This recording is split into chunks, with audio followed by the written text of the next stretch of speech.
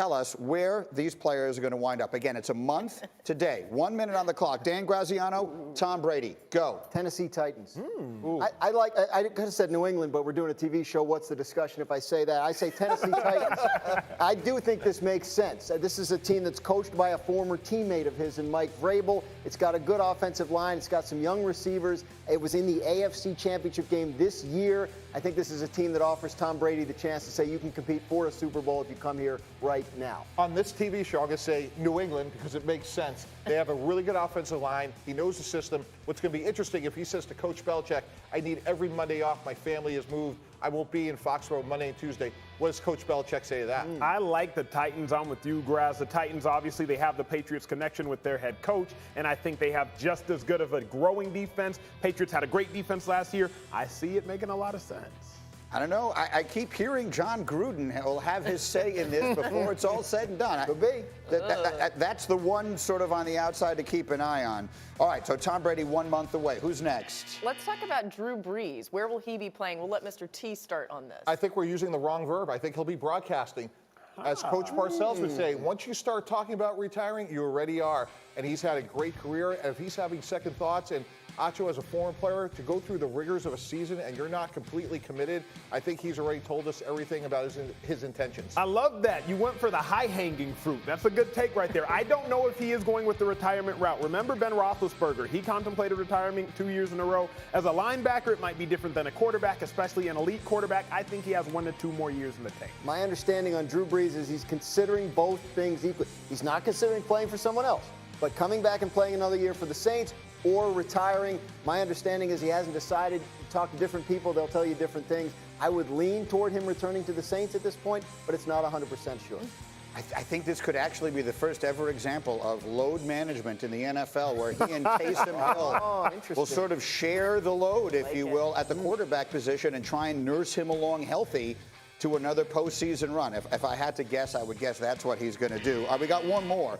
We talked about Jameis Winston, who could be an unrestricted free agent.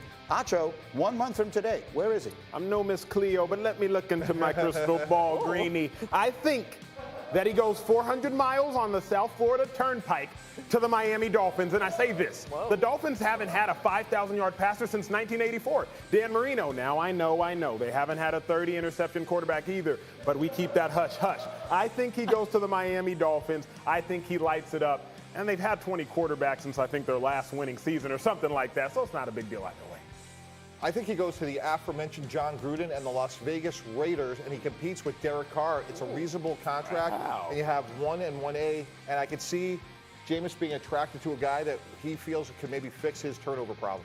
I like both of those, but I'm going to predict that he's the quarterback for the Tampa Bay Buccaneers. After everything Bruce Arians has said. Whether they franchise him or maybe even use the transition tag to keep him, which is not crazy in his particular case, I think he comes back and takes one more shot. Even though the head coach said, I'm not so interested. Yeah, well, he said it's one of the options. I just want to see the look, having worked with John for all those years, I want to see the look on his face when Jameis throws that second pick in the first quarter of the first game. I'm very much give me Derek Carr. The Chucky that's exactly right. Will be in full effect. Okay, whole different story here. Yeah, let's get to this. It's really interesting. On Monday, the ACC announced that it unanimously concluded that athletes in all sports should be allowed to transfer one time without having to sit out a year of competition. Current NCAA rules require that athletes who play football, men's basketball, women's basketball, baseball, and men's ice hockey have to sit out a year unless they graduate from their original institution or obtain a waiver from the NCAA. So we wanted to assemble a panel of great minds here. Doris, of course, joining us, and Jalen again, and Acho. And guys, it seems like we've already seen the Big Ten do this. These conferences are coming out and saying that they're going to allow these one-year transfer exemptions. Jalen, we need to see more conferences doing this, but what's your initial thought on seeing a little more power given to players? I appreciate it, and I'm happy about it. And if you're the NCAA, you have to continue to do things to make your product more attractive, especially when NBA players in the next couple of years are going to be able to go straight from high school to the pros, and now there's so many international options. When coaches get hired or fired, they can go get another job. And I know that the transfer portal was really instrumental in college football. You see a lot of college quarterbacks that have changed destinations and have been impact players. So I have no problems with the rule. I think it's something that they should continue to build upon, and I think more conferences are going to follow suit. It's the right thing to do. You cannot say athletes are equal when every other sport has had this option on the table for years, and then you say the 5 major sports can't do it, so it's the right thing. But my first question was, what was the impetus? So I reached out to Jay Billis, who's got the best pulse on this. He believes they may be punting on this issue to take a harder stance on name, image, and likeness. There are issues that intersect. It's a rabbit hole. I don't want to go down it, but it's an interesting thing. That's something they have felt so strongly about for such a long time. They've now punted on it. It is the right decision, though. It's the right thing to do, and it's the smart thing to do. You talk about the college football playoffs this year. Let's focus on the sport that we're discussing. Jalen Hurts, Justin Fields, Joe Burrow, all transfer quarterbacks. That was the highest level, the highest product college football put out all year, and all those 3 players were transfer quarterbacks. And then it would alleviate so much of the issues and the controversy we have around coaches leaving. My main issue around coaches being able to depart on a moment's notice is that the players can't do the same thing. So not only is it the right thing to do, to Doris's point, it's also the smart thing to do. And it's interesting, Greeny, as a former player, to see the power shift. That's what's so intriguing to me. The part of this that, and it's written on the bottom of the screen, and Laura read it, but I don't think you can say it enough times.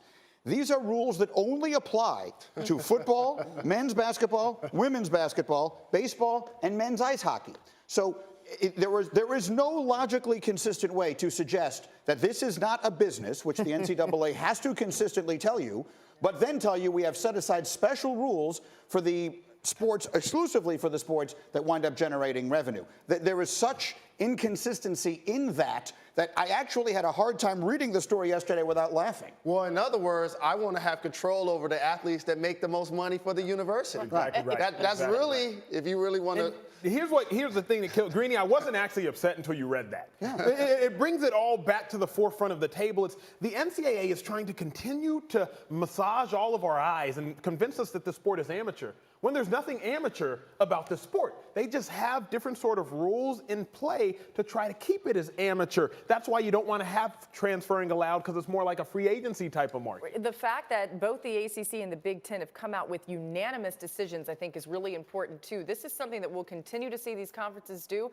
and the more that happens, the less power the NCAA has. Okay, Tom Brady is as synonymous to New England as the Old North Church and lobster rolls.